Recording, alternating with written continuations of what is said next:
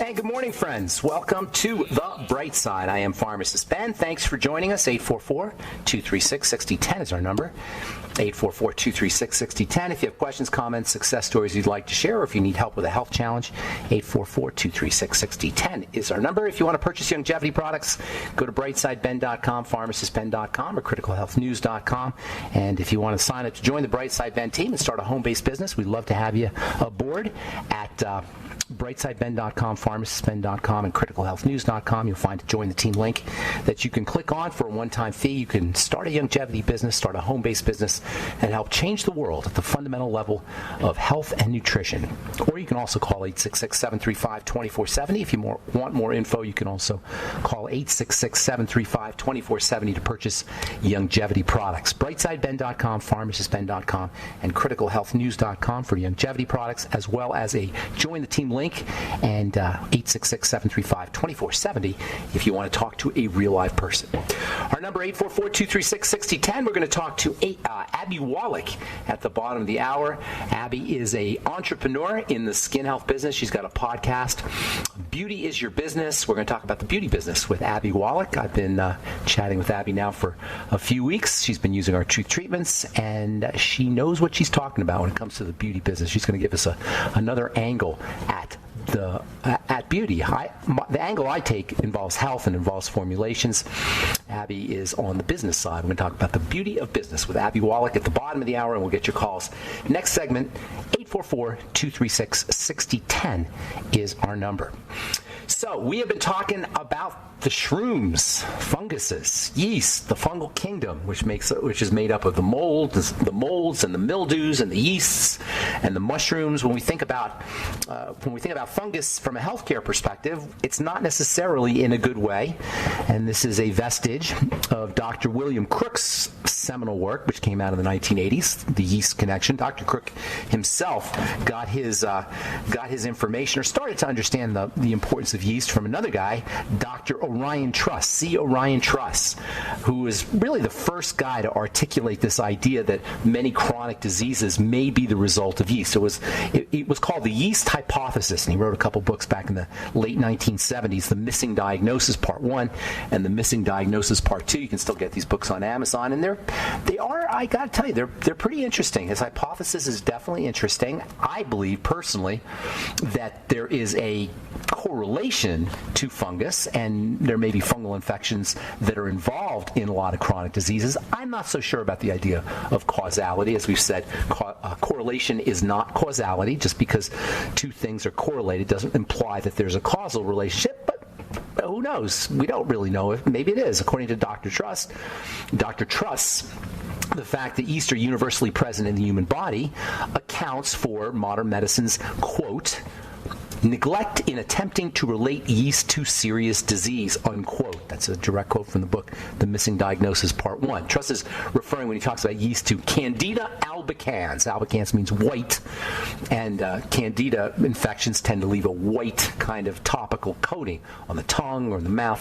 That's thrush. But Dr. Truss was thinking that there were yeast inside the body, systemic yeast. Candida is present normally even in healthy bodies, mostly in the mouth and the skin and the intestines, but when it overgrows, it can cause obvious health issues. And we've known for over a century that thrush is an overgrowth of Candida. Diaper rash also is a Candida infection. Candidiasis, systemic Candida infections, can cause lethargy and fatigue. Genital infections in males and females. When women complain of having a vaginal yeast infection, they're usually referring to Candida, which is a normal constituent of the vaginal ecosystem, fungal ecosystem.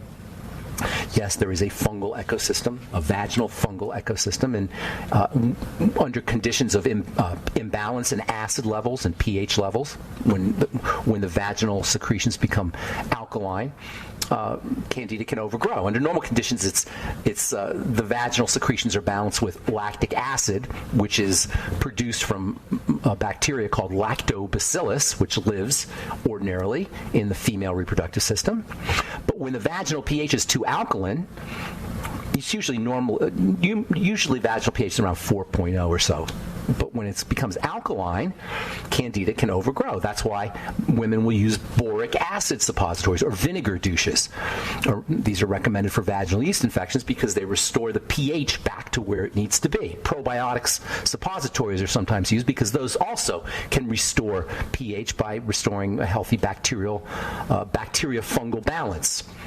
Antifungals like monostat can work, but if you use monostat and use antifungals, you run the risk of throwing off the balance again. So you kill the fungus, now the bacteria can overgrow, and you can end up with a bacterial vaginal infection. This is the problem with drugs. You take a medicine for one thing, and you cause another problem. And that's the big beef I have with the whole pharmaceutical or pharmacomedical strategy of treating illness. You throw things off. You throw off the balance. Yeah, sometimes you can reduce symptoms, and sometimes you can help the body be restored back to balance. But more often than not, when you take a drug, it's going to be very difficult to not throw off the balance somewhere else. If you use boric acid suppositories, that's not necessarily going to happen. If you use monostat, now you kill the fungus, the bacteria can overgrow.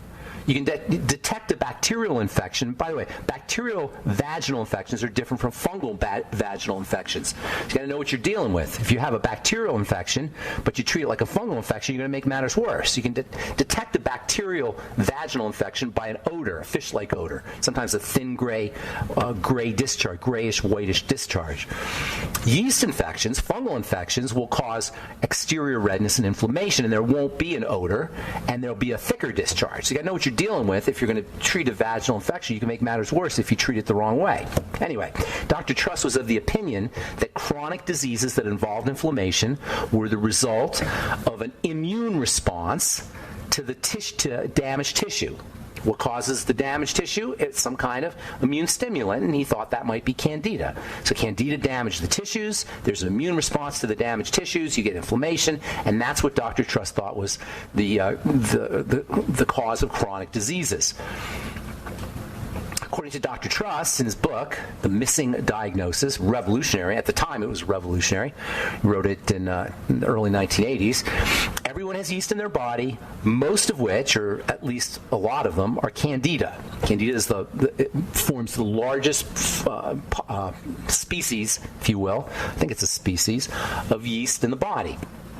And according to Dr. Truss, everybody has anti-candida antibodies, which means we've all been infected. We all have, according to Dr. Truss, we all have candida, and our immune systems have responded to that candida sometime in our life.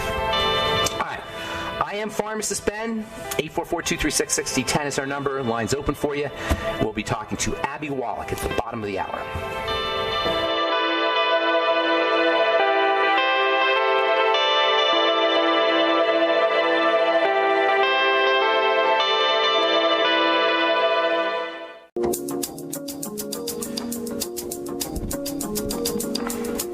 We are back on the bright side. I'm Pharmacist Ben.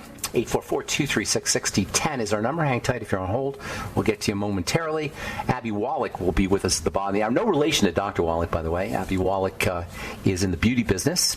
She is literally in the business of beauty. And we'll talk to her about her podcast, Beauty is Your Business, and the business of being beautiful, which is a multi-billion-dollar business, basically because we all want to be beautiful, and we don't know how to be beautiful. At least physically, we don't know how to be beautiful. That's why you have a skincare business, because most of us aren't satisfied with our skincare products. I noticed this in my pharmacy when I first graduated pharmacy school and went out to work in drugstores.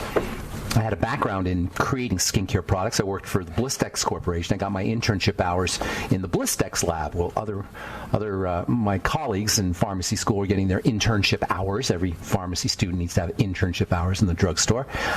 All my colleagues and fellow students were getting their internship hours in drugstores. I was getting my internship hours in the Blistex lab, learning how to make Blistex lip medicine, learning how to make shampoos and cold sore medicine and toothpaste and doggy mouthwash and all kinds of interesting solutions, medicinal solutions and topicals. And when I graduated pharmacy school and went out to work in the drugstores, my first job was at Kmart Pharmacy. People would come up to my pharmacy and they'd be like, Ben, nothing's helping my eczema. Nothing helps my dry skin. My skin is drier after I use my moisturizer than before. Nothing's helping my dark spots. And can you help me with my rosacea and my eczema? And there's just a sense of dissatisfaction in skincare. It's still today. Most people are dissatisfied with skincare because skincare doesn't work for the most part. Because when we put our skincare products on, we're basically just slopping stuff on the surface of the skin, not even knowing what we're doing. The key to having healthy skin topically is to be able to address the cell which lives down deep underneath the skin. All disease is cell disease, and all skin health problems are skin cell health problems. It's all about the cell. That's the fundamental idea in health. The fundamental idea and the fundamental missing component in health is we're not addressing the cell. We're addressing the symptom. In medicine, we address the organs, and we address the tissues, and we address the signs of the disease, but we don't address the cell. And the reason we don't address the cell in medicine is because the cell doesn't take medicine. The cell won't take medicine unless it's forced to, unless it's compelled to, either by super high doses or by super high poisons, super potent poisons, I should say.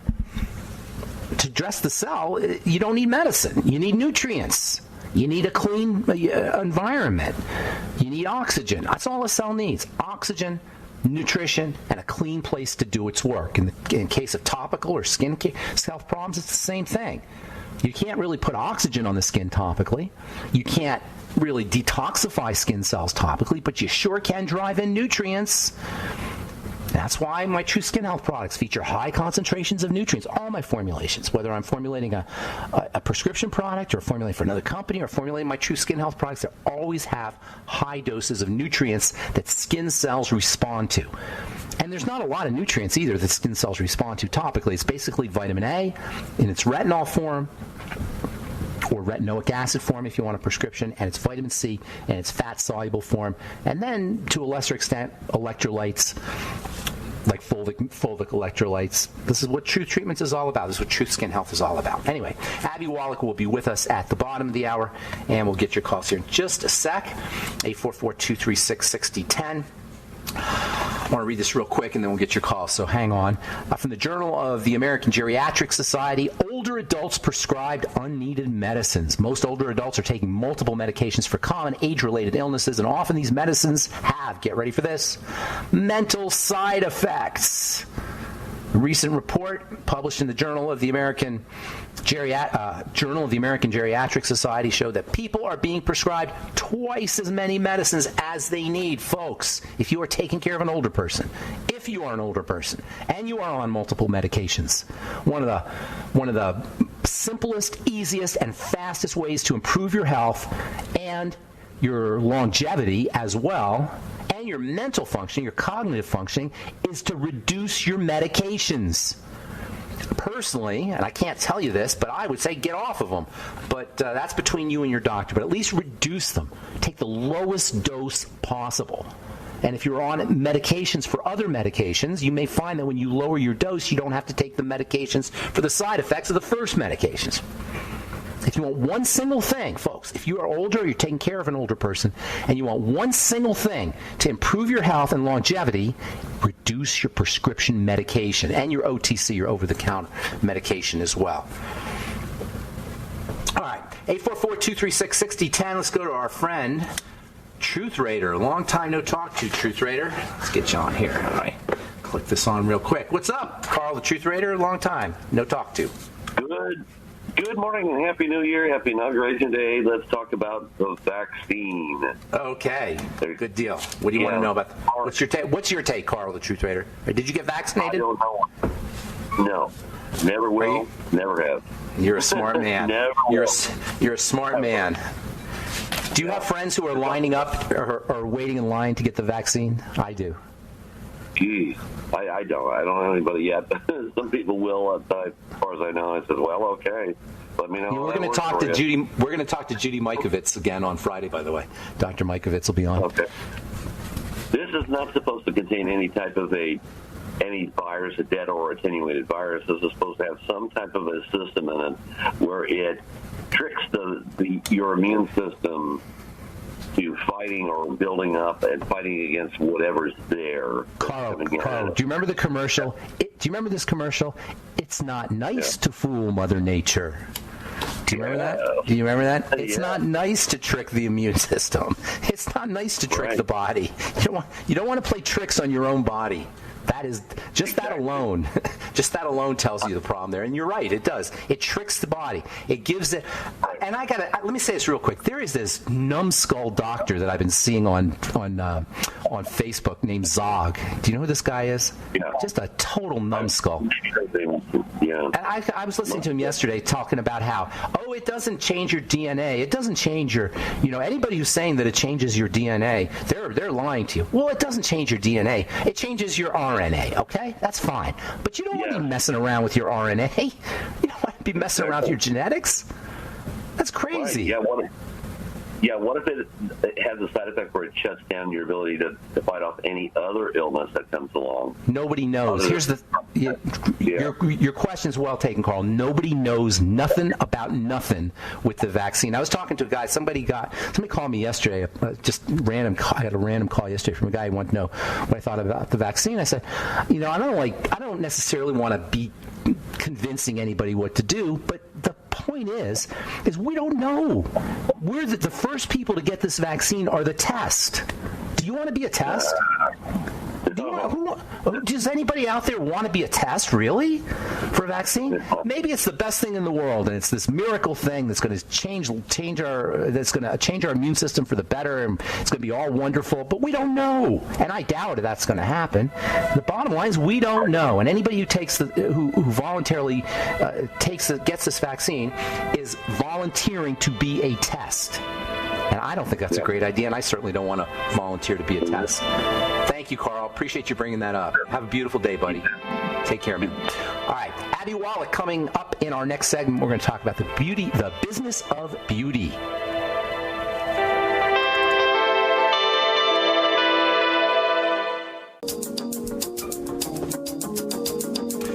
We are back on the bright side. I am Pharmacist Ben. We're on the air Monday through Friday, 8 to 9 Pacific and 10 to 11 Central Time, and 24/7 on the archive pages at benfuchsarchives.com. Thank you to Peter in the UK for setting that one up with a search engine. If you miss a program and you want to review a program, or you can also go to brightsideben.com. We have a search engine up there as well. You can find the longevity products at brightsideben.com, pharmacistben.com, and criticalhealthnews.com, and a join the team link that you can click on if you want to sign up to join the Brightside Ben team and start a home-based business. That's brightsideben.com, pharmacistben.com, or criticalhealthnews.com. We've got blog posts, news stories, videos, lots of great health information on all our websites. And don't forget to take a look at our Truth Skin Health products, all formulated in my compounding pharmacy for healing wounds. Healing wounds equals beauty. That's the missing link in beauty, is health equals beauty, and skin health equals beautiful skin. Never any preservatives, fragrances, fillers, waxes, emulsifiers, water, silicone, vegetable oil, nothing your skin doesn't need or doesn't want in any of our Truth Skin Health products. And that's why we have over 1,500 4- and 5-star reviews, which you could find at truthreviewed.com. Truthtreatments.com for our Truth Skin Health products, and truthreviewed.com for our 1,500 plus 4- and 5-star reviews. All right, I'm looking forward to speaking to our guest today. Abby Wallach is a award-winning beauty and media entrepreneur with over 25 years of experience in the beauty business. She's the co-founder and CEO of Scent Event Technologies. Scent Invent Technologies, a fragrance and beauty innovation company that is reimagining the way consumers use, love, and wear fragrances. And she's also the CEO and co-creator of SpartaSense. She is a wealth of information. She's got a podcast called Beauty is Your Business, where she interviews industry executives, leaders, and innovators about the beauty landscape. And she is a beautiful and very charismatic woman and has become a friend of mine. I'm honored to welcome to the bright side Abby Wallach. What's up, Abby? Hey, Ben. How are you? So great to be here. Thank you so much. Yes, thank you for being on the bright side. I appreciate it. I think you bring this very interesting take to the world of beauty, and that is you understand the business side of it, but you didn't start off as a beauty person, right? Your main business. You started off as a performer, correct? No, not exactly. I was never. I love that. I was never a performer. No. I know it may seem that way, but definitely not. As I'm watching Lady Gaga right now, who is a real performer. You're very funny. No, I always had a dream of being in the beauty industry, and I was very curious about beauty as a child, and I loved sitting at my grandmother's vanity and playing with her makeup and her lotions and potions, and that was my dream to grow up and be an executive, actually, in the beauty and the fragrance category. That was what I had always hoped for. And I started my career when I graduated college. I always loved fashion and beauty and lifestyle and all that, glamour life, so to speak, until you actually know what the business is about. It's not as glamorous as it always seems.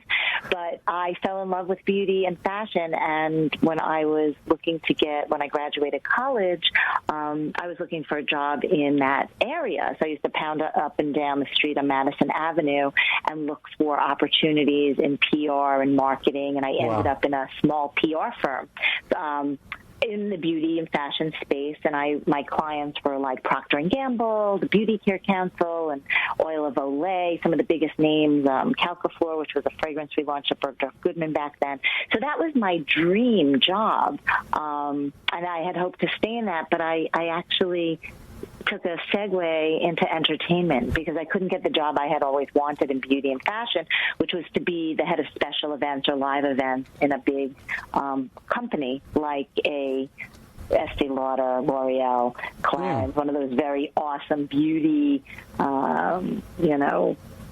businesses that made incredible products, distributed them around the world. And I ended up getting that job actually in the entertainment space. So what did you do for Showtime? So I was at the PR firm, and then I ended up working for the Moscow Circus. It was a big producer, and that was sort of my segue into entertainment, live event production around the country. Kicked off the Ninja Turtle Rock and Roll Band at Radio City Music Hall. So I got that, but I was still trying to get into beauty. So I just want to preface that by saying, that was my goal, but I didn't get that. I did not reach that goal at that time. What I ended up finding was a job at Showtime Networks, where they brought me in as a senior publicist of special events. And the job was that I would create events around all of the programming. So at the time, Showtime was known for their original programming, their documentaries, children's entertainment, boxing I worked on. What year are we talking? What years? Oh, do you really want to date me? This is why you think I'm an actress. No. Just the decade. 90s. 90s, okay. 90s. Early 90s. And this is when Showtime was not, the number one network. We were number two behind HBO. Basic cable was very prominent. It was Viacom had launched MTV and Nickelodeon and VH1. Those were the darlings of Viacom. But I had a great job and a great opportunity. It taught me the business. It was the cable industry, but it bordered on everything in entertainment, production, programming, live events. And it really gave me the insight to that world. And that was really where my career landed, doing what I had wanted to do in beauty and fashion, but ending up in entertainment, media, and that space, which I actually love very much. So when did you become an entrepreneur? So that's a great question, because I was created as an entrepreneur. I was a little kid telling my father how to run his business when I was like 7. We owned a sleepaway camp, and they were well-known caterers, as you know, Ben, in the 5 towns and in New York City and the wonderful hotels. I always had this interest, this burning desire and curiosity to learn about business, and I would sit around the dining room table at my grandparents, and I would prefer to listen to all of the men talk about the parties they were throwing, the business aspect of the catering business and the camp and how it would be run. I actually had a great grandmother who was very entrepreneurial. I was surrounded by a lot of entrepreneurial women. So it wasn't a choice. It was a passion and a dream that I've always had since I'm a little girl, and with big ideas, lots of curiosity, and always asking questions. But I will say that as an entrepreneurial spirit, I knew that I had to work in the world to get the skills that I needed to do whatever I would do in my life, right? So, and you can only learn by doing. You can only learn by people older than you sharing what they know. So, at the very beginning, starting with even typing. I know that sounds so silly today, but kids today, they're on a computer all day. When I was younger, I didn't even know how to type when I was younger, because why would I, right? So I stuck myself in typing school and then in the computer. So, there are all these skills that are critical to learn, whether you're working for a corporation, whether you're working for yourself, that teach you along the way how to grow and evolve as an executive or an entrepreneur. But I've always been an entrepreneur. As much as I've tried to sometimes go back into corporate roles or be in a different space, it's just not the way I live in the world. So from Showtime is non-entrepreneurial. So how do you jump from that to becoming an entrepreneur? And you are an entrepreneur of some renown, actually, Entrepreneur of the Week, etc. We got to take a commercial break, but I want to talk about that, and then I want to get into Scent Invent. Scent Event? Is that how you say it? Scent Event. Scent Invent. Scent Invent. Scent We're Invent. reinventing scent. I'm looking forward to hearing about that as well. All right, we got Abby Wallach on with us. We're talking entrepreneurship as well as Scent Invent, her disruption in the fragrance business. I'm Pharmacist Ben. We'll be back with more of Abby Wallach on the bright side right after this.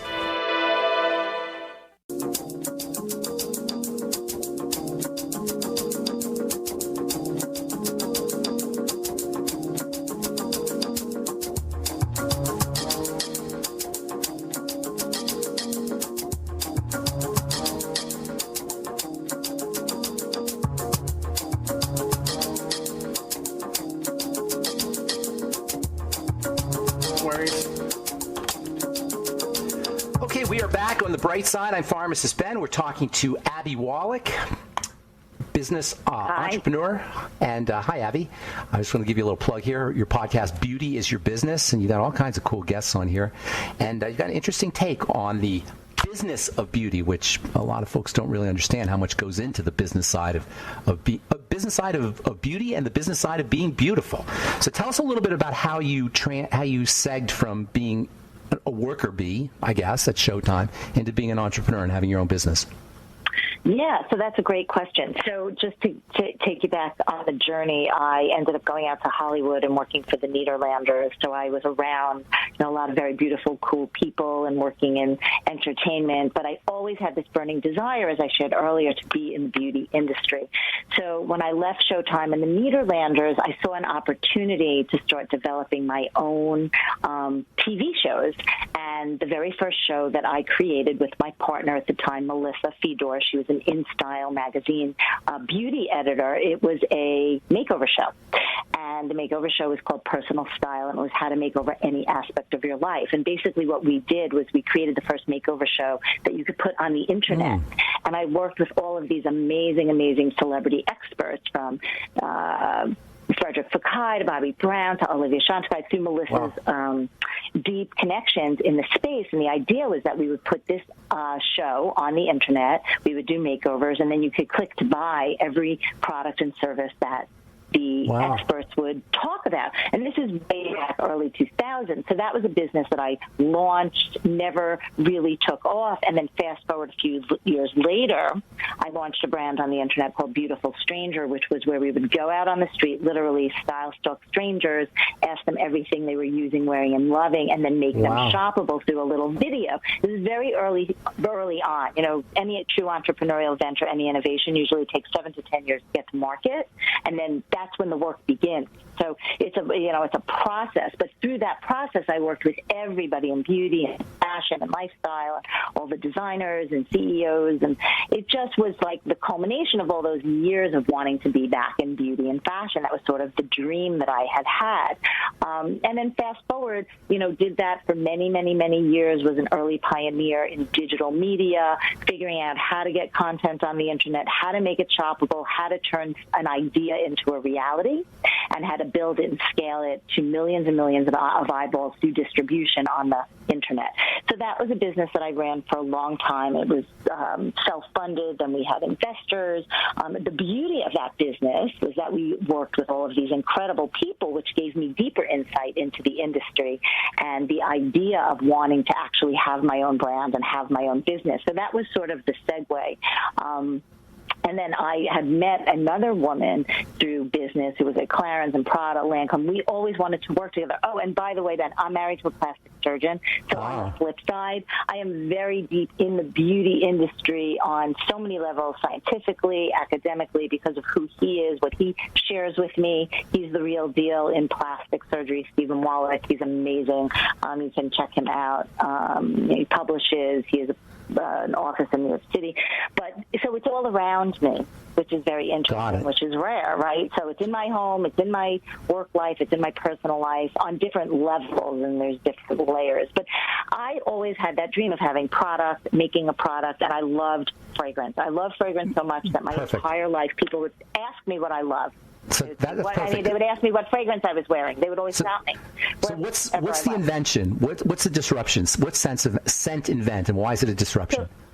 Okay, so Scent Invent is an innovation company that is rethinking new forms, new functions to a new level of fantasy and fragrance. So we just launched over the summer. We have two aspects of this business. The first aspect is our B2B business, where we are powering up our innovations to sell them to the beauty and fragrance industry. And then we have our business-to-consumer aspect of the business, where we have our own brand, and that brand is called Sparty Scents. And that's a young, hip, cool brand that focuses on, right now we have one product in the market. It's a fragrance cooler.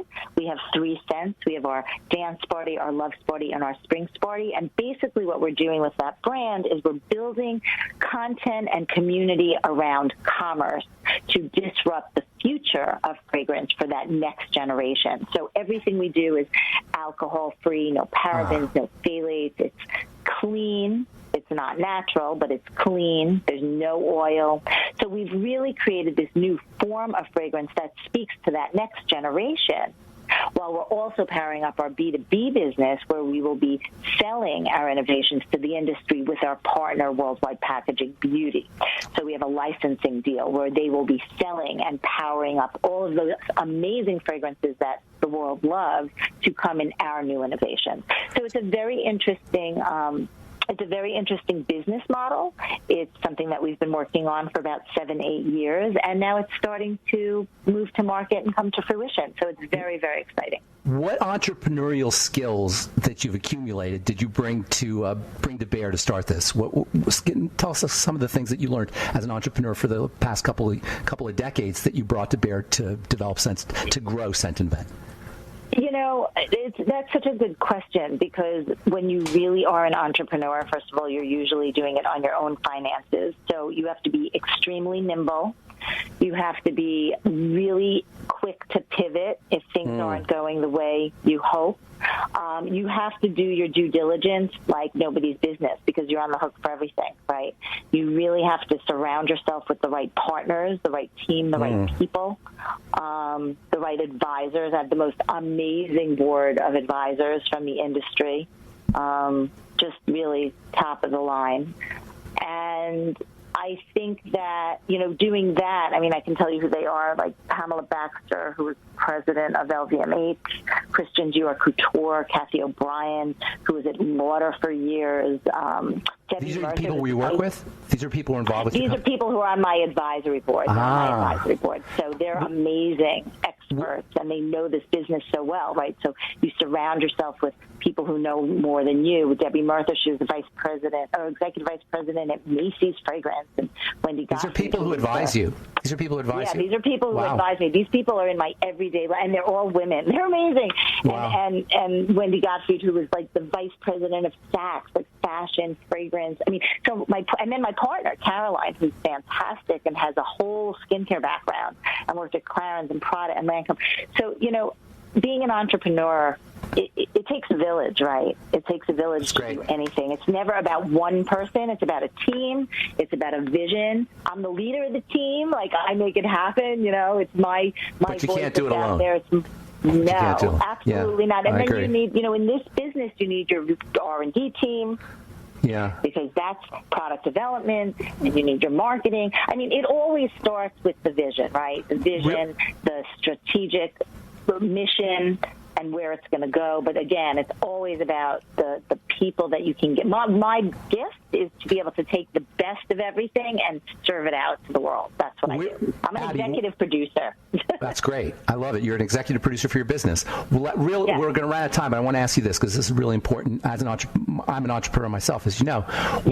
Where does failure fit into this? Failure. Well, okay, so I could say that I fail every day. If I stop to think about how many times I failed, I wouldn't do what I do. So, in today's world, you want to fail forward fast, but if you have any kind of mission that's going to make a mark in the world, it's going to take time. The two most valuable resources an entrepreneur has are their time, right? The time spent, and their vision and their mission to never give up. So, this is not a choice. This is a life. It's a lifestyle. And I just said to my family the other day, this is my last big startup. This is it. And they all looked at me and they said, yeah, right. Yeah, that's great. Right. Yeah. So, I totally know what you're talking about. Right, and failure. Look, life. We fail. We have disappointments. It's how you deal with the failure and how you get back up and go again. Right. I love it. Everything's a learning experience. Yeah, get knocked down. I met you.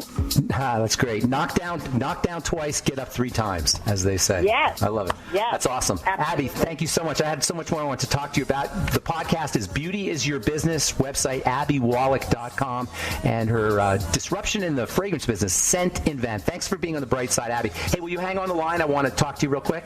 Don't go away, okay? Of course. All right. Thank you. Abby Wallach, abbywallach.com, CEO of Scent Invent Technologies, and her podcast is Beauty is Your Business. Thanks for listening to The Bright Side, friends. I am Pharmacist Ben. Have a wonderful, beautiful, awesome, spectacular day. We'll talk to you later, folks. Bye for now.